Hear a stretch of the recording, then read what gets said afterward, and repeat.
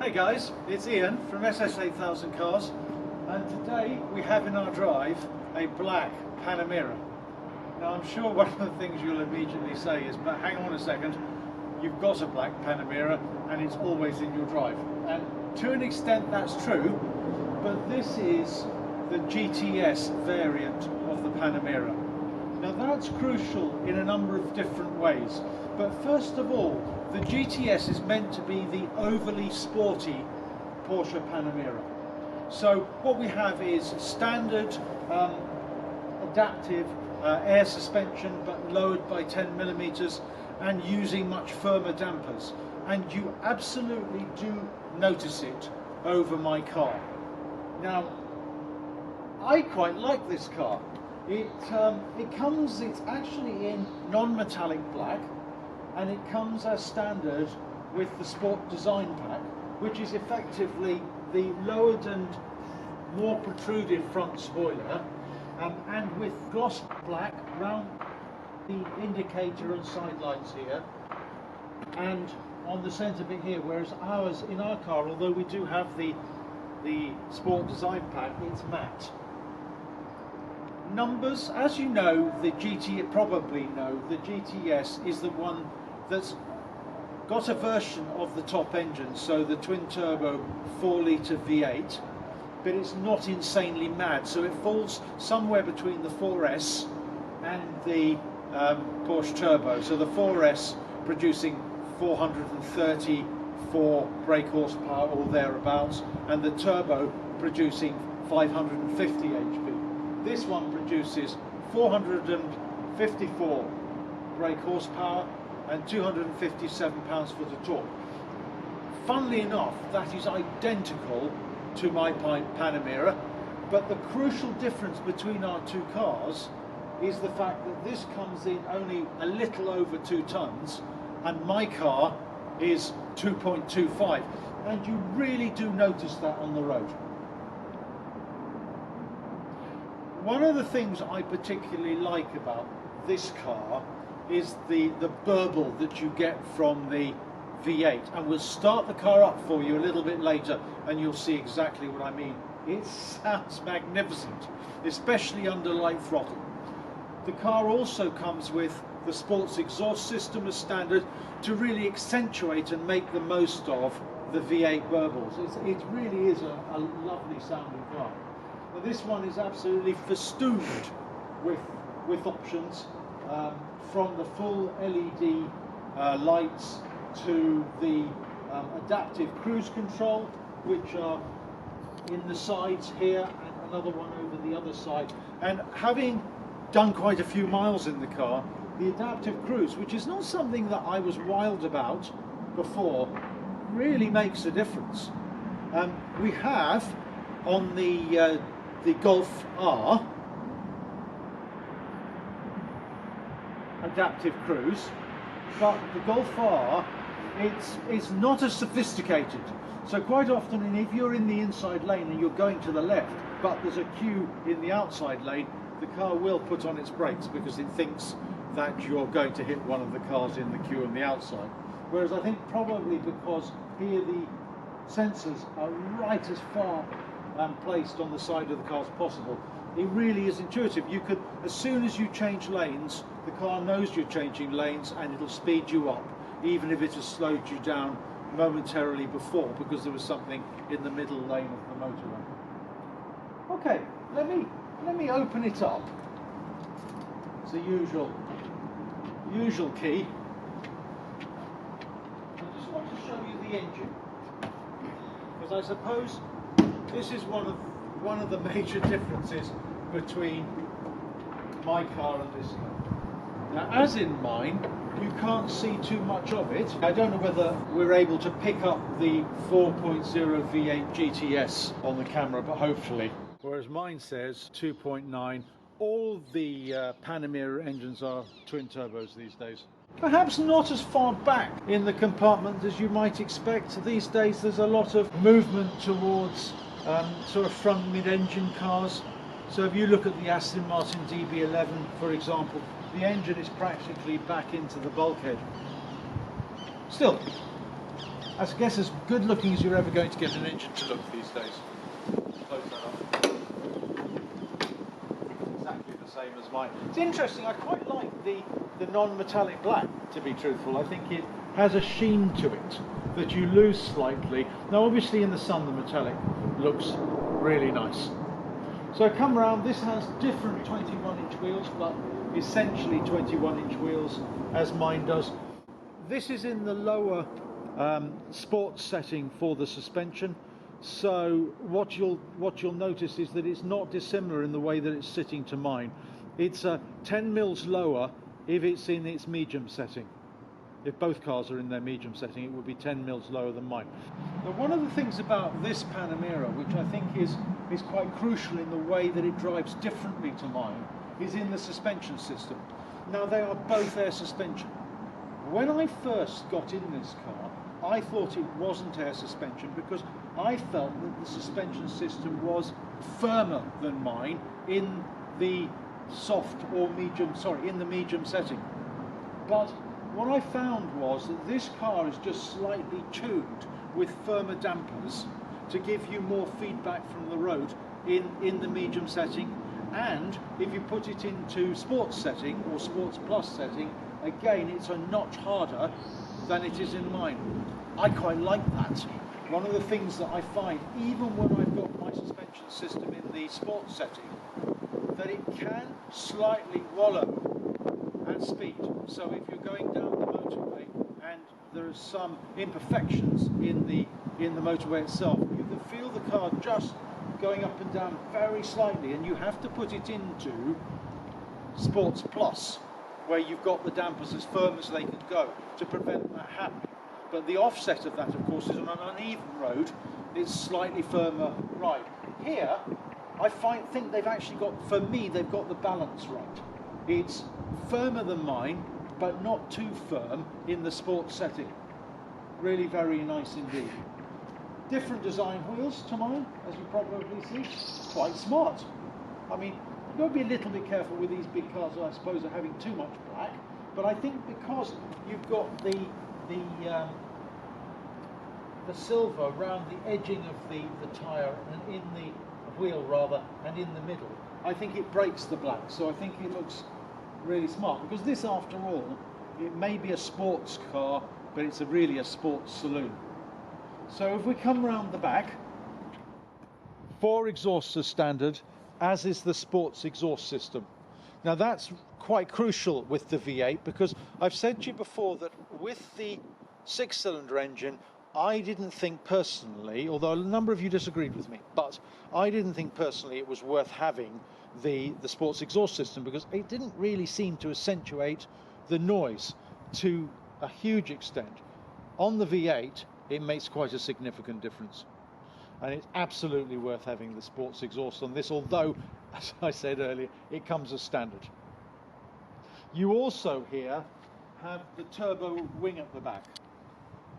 So I can demonstrate that later for you, but basically, instead of just this rear element coming up, it's split into 2 with a centerpiece. So it comes up and out, and I'll show you that a bit later. And as you can see, Panamera GTS. I did a long journey in it a couple of days ago, and it's really nice to drive. I think because it's lighter, and certainly my experiences with the Panamera S mean that it's going to handle more precisely than mine. I think although mine is absolutely brilliant, ultimately the weight counts against it, whereas here I think it's just usefully lighter than mine. So 454 brake horsepower, and that's about 20 more than the Panamera S. Of course, although mine has the same power, my Panamera E Hybrid has the same power, what you'll find is, because mine's so heavy, it won't have the performance of this, and this seemed on the road to have ample performance. So let's start it up, shall we?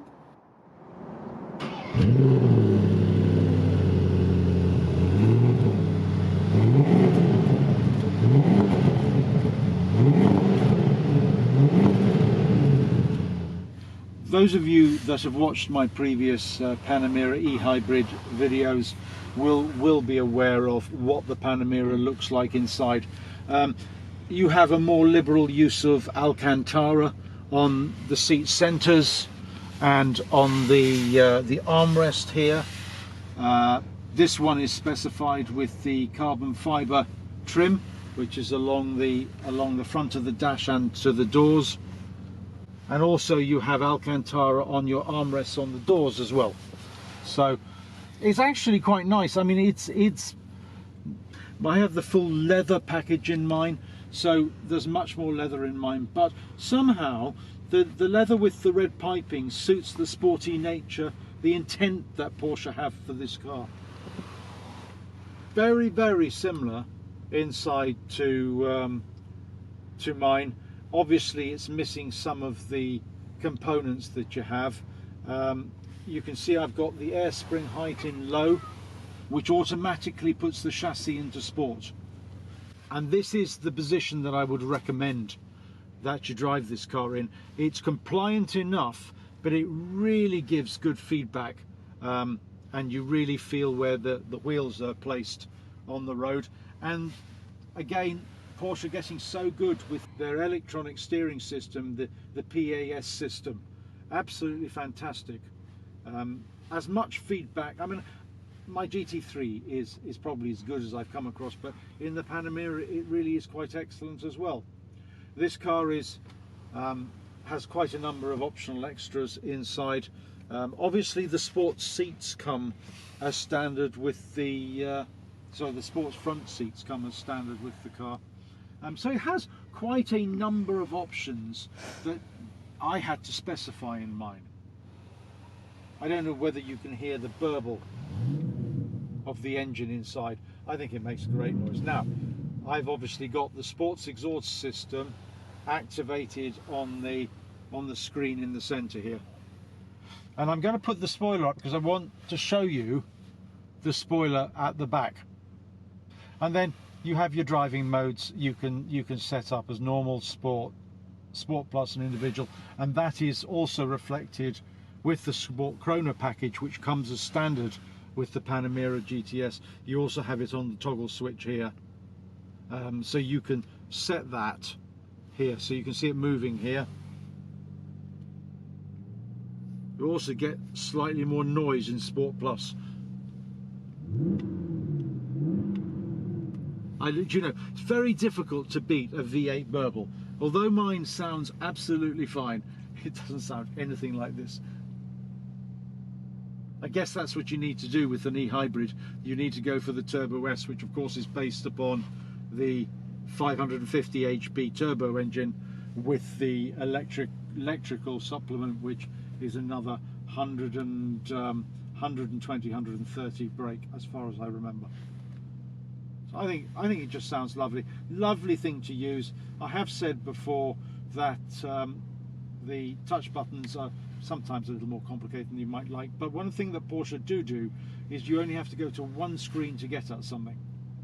And obviously if you want to go into setting the system up, this is something you would do when you're stationary, rather than trying to do on the go, because I think that would be dangerous. Okay, one of the things that this car is fitted with is heads-up display. So if we go into display settings, go into heads-up display, it allows you to see the speed and your sat-nav information and your adaptive cruise information. It's set on the window in front, so you can actually set that where you want. I actually have the display height quite far, as far down as I can get it, and the rotation, I like it to be absolutely level. But I'll show you that again in a second.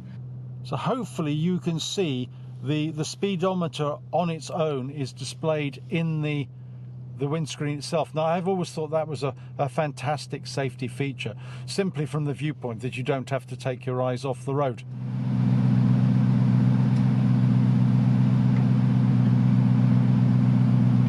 Hey guys, what I've just done is I've erected the spoiler effectively, put the spoiler up, and as you can see, it's considerably larger than mine, and it's quite a trick system that allows it to sort of come up and then move to either side of the central panel.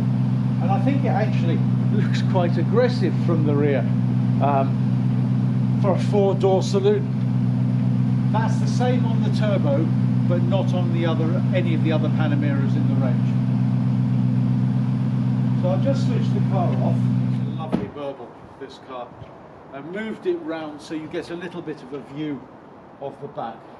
That's very purposeful. You can see that this has the tinted dark glass at the back, so just the central panel there is in red, but both top and bottom it's got the tinted glass, but obviously you can get that across the range. And the same with the lights.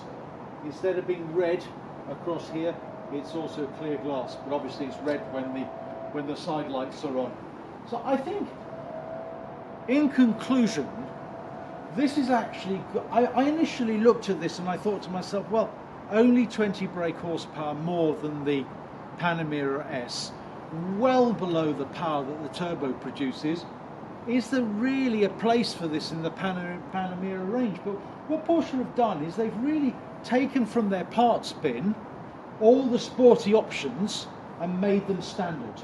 So we've got the large rear wing, we've got the sport design pack, which also gives you a skirt underneath the car, the 4 exhausts, the sports exhaust system, lower front spoiler, and gives you the sports 18-way adjustable seats, Alcantara trim, just to differentiate this car between itself and other models in the range. And I think it's a fantastic car to drive. I think possibly even better than the 4S. So I think job done, Porsche. If you want outright power, you get the Turbo, but it gives you the best feedback and the best handling feel with its slightly firmer dampers. I think this is probably the pick of the range. Okay guys, it's Ian from SS8000 Cars signing off. Thanks for watching.